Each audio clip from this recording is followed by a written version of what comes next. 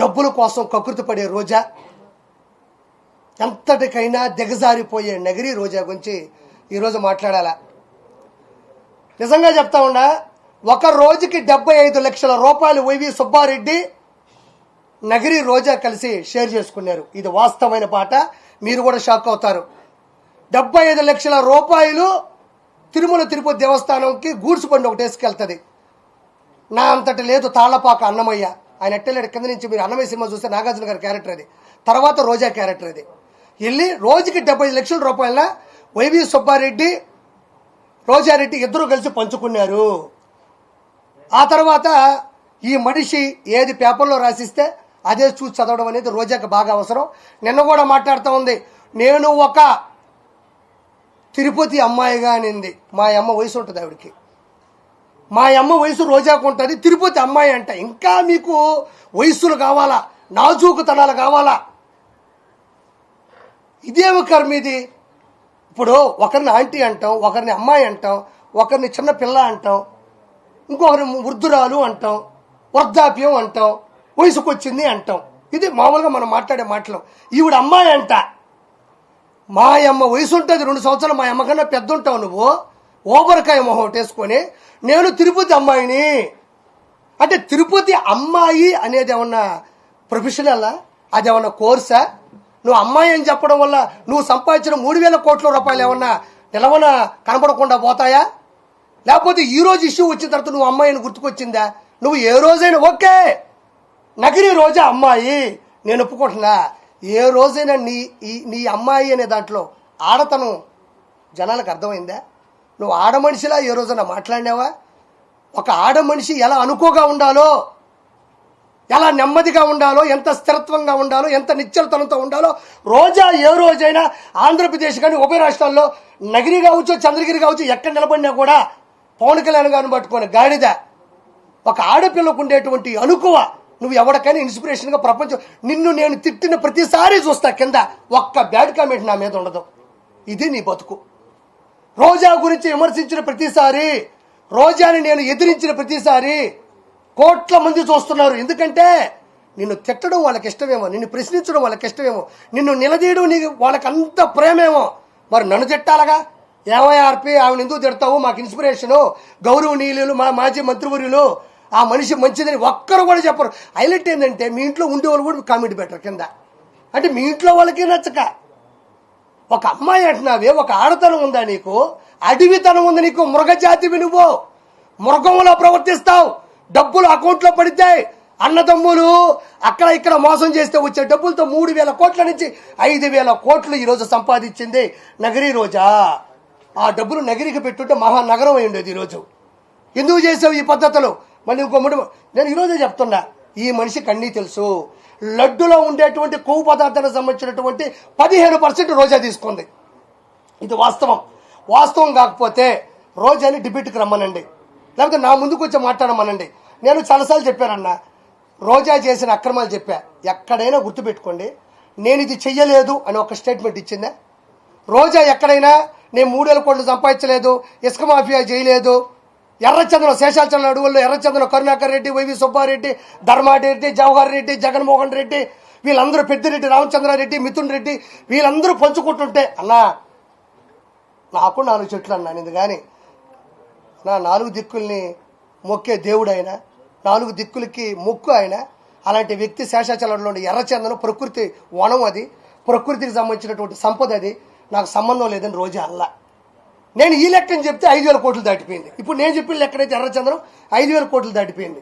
నేను ఒక మాట మాట్లాడింది, చంద్రబాబు నాయుడు గారు ఆయన హయాంలో మర్డర్లు, హత్యా రాజకీయాలు ప్రిపేర్ చేస్తున్నాడు అనింది. నేను రోజైనా ఒకే ఒక క్వశ్చన్ సూటిగా మాట్లాడుతున్నా. చంద్రబాబు నాయుడు గారు మనుషులు చంపే వ్యక్తిత్వం ఉంటే, హత్యా రాజకీయాలు చేసే పనే ఉంటే ఎంతో కొంత పైపుడుతూ చేయాలి, మనుషులు పెట్టాలి. కాబట్టి మొన్న విజయవాడ విషాద విపత్తులో 30 లక్షల మంది జనాలు ఇళ్లలో వరదలో చిక్కుకుపోయి ఉంటే అందులో టీడీపీ వాళ్ళు ఉన్నారు, వైఎస్ఆర్సీపీ వాళ్ళు ఉన్నారు, బీజేపీ వాళ్ళు ఉన్నారు, సిపిఐ వాళ్ళు కూడా ఉండొచ్చు. నిజంగా వాళ్ళు వైఎస్ఆర్సీపీ వాళ్ళు చంపేయాలి, హత్యా కుట్రలు చేయాలి, కక్షపూరితోటి రాజకీయం చేయాలనుకుంటే కేవలం వైఎస్ఆర్సీపీ వాళ్ళకి ఆహార పొట్లాలు, నీళ్ల పొట్లాలు, గ్యాసు సిలిండర్లు, నిత్యావసర సరుకులు ఆపేస్తే సరిపోతుందిగా. ఓవరాల్గా 10 రోజులు పట్టింది కదా జనాలు ఇంట్లో నుంచి బయటకు రావడానికి. వాళ్ళ ఇళ్లలో కూడా చిన్నపిల్లకాయలు ఉన్నారు, పాల ప్యాకెట్లు కావాలా, కరెంటు పోయింది, కొవ్వొత్తులు కావాలా, తినడానికి ఆహార పదార్థాలు, తాగడానికి పొట్లాలు కావాలా. 4 కార్యకర్తలు పిలిపించి ఇక్కడ ఎవరు వైఎస్ఆర్సీపీ వాళ్ళు అంటే ఖచ్చితంగా లిస్ట్ ఇస్తాడు. కాబట్టి ఇమ్మీడియట్లీ వాళ్ళందరికీ ఇవన్నీ ఆపేస్తే హత్య రాజకీయం కూడా చేయక్కర్లేదు. వాళ్ళ పాటు గోళ్ళే పోతారు కదా, ఆకలితో దప్పికలతో అలమటించిపోయి కుంగి కృషించి నశించిపోతారు కదా. 10-15 రోజులు ఎవరు బతకలేరు. అందులో గాలి కూడా ఆడని ఊపిరాని పరిస్థితుల్లో చంద్రబాబు నాయుడు గారు వైఎస్ఆర్సీపీ వాళ్ళు ఈ వరదల్లో ఎవరు చిక్కుకోకుండారని జస్ట్ డేటా తీసుకుంటే చాలు. హత్యా రాజకీయాలు చేయాల్సిన అవసరం చంద్రబాబు నాయుడు గారికి ఎందుకు? జస్ట్ వరదల్లో కొట్టుకుపోతారు, లేకపోతే ఇళ్లలోనే చచ్చిపోతారు. పోనీ చంద్రబాబు నాయుడు గారు పెద్ద మనసుతో ఎన్ని చేశాడు. కేవలం రోజా మీరు అంటే నీకు నగిరిలో వరదలు రానక్కర్లే, విజయవాడలో కూడా వరదల్లో వైఎస్ఆర్సీపీలు చిక్కుకున్నారు కదా. ఒక్క నా బట్టైనా వైఎస్ఆర్సీపీలో కోట్లు సంపాదించిన ఒక్కడైనా నెలలోకి దిగి ఈరోజు రోజా తిరుమల కొండ మీదకి వెళ్తే ఎవరైనా ఆపారా? మొన్నే పోయింది ఒక వారం క్రితం, ఎవరైనా ఆపారా? అక్కడే ఆపంది, అధికారం వచ్చిన తర్వాత అక్కడే ఆపంది. నువ్వు నీళ్ళలోకి వెళ్ళి ప్రజలకు సేవ చేస్తుంటే ఎవడు ఆపుతాడు నిన్ను ఆపే అంత పరిస్థితి ఎక్కడుంది? ఎవరి పాటికి వాళ్ళు నీళ్ళలో కూర్చొని ఈదుకుంటా 10 మందికి సాయం చేస్తుంటే నువ్వు ఇంకో వైపు పో, వాళ్ళు ఇంకో వైపు పోతారు. ఆహార పొట్లాలు తీసుకోండి. ఎంతసేపు ఎవరైనా చచ్చిపోతే బాగుండు. చంద్రబాబు నాయుడు గారు వాళ్ళకి ఏమీ చేయలేకపోయినాడు. పొరపాటును మనం ఏమన్నా మేలు చేస్తే 10 మంది బతికేస్తే చంద్రబాబు నాయుడు గారు అకౌంట్లోకి వెళ్ళిపోద్దా? లేకపోతే మనం సేవ్ చేస్తే ఇప్పుడు శవాలు దొరకవు. బతికించడానికి సవాల్ ఇచ్చేది చంద్రబాబు నాయుడు గారు అయితే చచ్చిపోయిన శవాలు నేర్పుకునేది జగన్మోహన్ రెడ్డి, అతని క్యాబినెట్ మినిస్టర్లు, అతని ఎమ్మెల్యేలు. అంటే నేను రోజా గురించి చెప్పేది అయితే సిగ్గు లేని రోజా, వాడిపోయిన రోజా, ఓడిపోయిన రోజా. ఇంతకన్నా ఇంకా నోరు మూసుకో. ఇంకా కూడా మనం కొంచెం టైం తీసుకోవాలి. ఇది తిరుమలకు లడ్డూకు సంబంధించిన విషయం కాబట్టి. ఇదిగో ఈ మనిషి ఏం చేసిందంటే అడ్డదిడ్డంగా సంపాదించినటువంటి ఇదిగో అడ్డగాడిద ఉన్నాయి ఇస్తున్నాను సార్. ఇదేదో పెట్టారు, ఒక్క నిమిషం సార్. అన్నా అంజీ అన్న ఇదిగోండి, చూడండి ఆ మనిషి. ఇగో ఈ రోజా గారి వీడియో కదా ఇది, రోజా గారే కదా, ఇవే కదా ఇవి లాంటి ఇంకొకరు ఉండరమ్మా అంటున్నావు. ఈవిడే ఎక్కువ భూమికి భారం నాయనా. ప్రపంచంలో ఈవి లాంటి మనిషి బ్రహ్మదేవుడు కూడా పుట్టించలేదు. ఎందుకు చెప్పు? ఆయన భయపడుతుంటాడు. నన్ను ఏమన్నా తిరుమల దాకా వచ్చారు, పైన నా దగ్గరికి ఏమన్నా వస్తారని. అక్రమార్కురాలు, అమాయకురాలు అంటారు, అమ్మాయి అంట. ఒక్క నిమిషం అన్నాడు చూడండి. ఒక్క నిమిషం ఇది ఒకసారి చూడరా, ఒక్క నిమిషం ఇది పెట్టి బాబాయ్.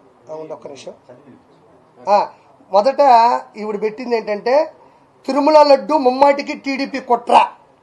హైలైట్ ఏం తెలుసా? భగవంతుడు హింట్లు ఇచ్చేస్తూనే ఉంటాడు. చూడు, తిరుమల లడ్డు ముమ్మాటికి టీడీపీ కుట్ర అని పెట్టి పోలింగ్ పెట్టిందమ్మా. అవును కాదు అని పెట్టింది తాగుంటుంది ఖచ్చితంగా. రోజా ఇది పెట్టినప్పుడు తాగింది మా అమ్మ మీదొట్టు, నాకు తెలుసు కాబట్టి మీకు దండం పెడతా. రోజా ఇది పెట్టినప్పుడు తాగింది. ఎందుకంటే మనం చేసిన అక్రమాలు 164 సీట్లు కూటమికి ఇచ్చి ఓటమైనా ఇంత ధైర్యంగా ఇది పెట్టిందంటే దిక్కుమాల ముందు ఏదో తాగింది. తాగకపోతే అంత నిషాలో తప్ప ఇది పెట్టలేమన్నాము. అమ్మ మీద ఉంటే చెప్తున్నా, నిషాలో ఉంది కాబట్టి ఇది పెట్టింది, కానీ ఎవరూ డేర్ చేయలేకపోయినారు దీన్ని. అంటే తిరుమల లడ్డు టీడీపీ కుట్రాన్ని పెట్టగలిగిందంటే తాగుంది. ఒక్క నిమిషం అన్నయ్య, లైవ్ అయినా పర్లేదు, జనాలు కావాల్సింది నిజాలు కాబట్టి. ఇగో తిరుమల లడ్డు మమ్మాడి కుట్ర చూడండి.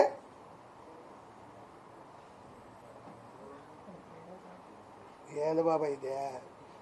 అది కదుకో అవును కాదు పెట్టింది, అవును కాదని, అవును కాదు కట్ చేస్తే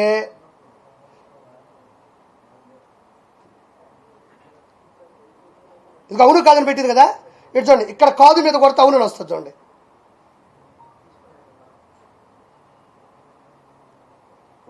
చెమట వల్ల ఇదిగో అవునని కొడితే, ఇదిగో కాదని కొడితే అవునని వచ్చింది. క్షమించాలా అంటే కాదని కొట్టినా కూడా ప్రెస్ బటన్ ఎక్కడ పెట్టింది సాఫ్ట్వేర్లు అంటే అవునుకు పెట్టేసింది. మళ్ళీ అవును కొడితే అవునే. ఆ స్క్రీన్ షాట్ ఒకటి వచ్చింది, ఇది ఒక్కసారి అండి. ఎందుకు బాబా ఇది పెట్టారు కదా, నాకు సుజనన్న పెట్టాడు. చూడు తిరుమల లడ్డు కల్తీ తప్పు ఎవరిదని పెట్టింది. అక్కడేమో తనకు నచ్చినట్టుగా బటన్ సాఫ్ట్వేర్ పెడితే ఇక్కడ చూడండి ఎవరికి ఎంత పర్సెంటేజ్ వచ్చిందే తీసుకుంటున్నారా? ఒకసారి చూడండి. ఎందుకంటే మనకైతే అర్థమవుతుందన్న. కొంతమంది పాపం ఊర్లలో ఉంటారు, ఊర్లు అంటారు మా జగన్ చాలా మంచోడు, ఇటు అంటారు మా జగన్ చాలా మంచోడు, చాలా అమాయకుడు అంటుంటారు. వాళ్ళకి నిజంగా మనం చైతన్యపరచకపోతే ఈసారికి 40 కాదు కదా 4% ఓట్లు కూడా రానికూడదు ఈ దొంగకి, ఈ దౌర్భాగ్యుడికి. తీసుకున్నారా? Okay, done. పవన్ కళ్యాణ్ గారికి 8%, తిరుమల రెడ్డి కలిసి తప్పి వద్దంటే 3లో, చంద్రబాబు గారు 27%, వైఎస్ జగన్మోహన్ రెడ్డి 72%. ఏది సాఫ్ట్వేర్ వినియోగించినా కూడా దెబ్బగా దాన్ని డిలీట్ చేసేసింది. అంటే ఎవరికో డబ్బులు ఇచ్చిందన్న, డబ్బులు ఇచ్చింది, వాడు సాఫ్ట్వేర్ పెట్టేశాడు, ఆవిడికి అనుకూలంగా వస్తున్నాయి, కానీ అయినా కూడా ఇది తిరిగి అటు ఇటు కొట్టేసరికి దాన్ని తీసేసింది. తర్వాత నేను ఎప్పుడు మాట్లాడినటువంటి గొప్ప వ్యక్తి, రోజా కన్నా కూడా మహాసాధ్వి, గొప్ప వ్యక్తి, సానుభూతి పరురాలు,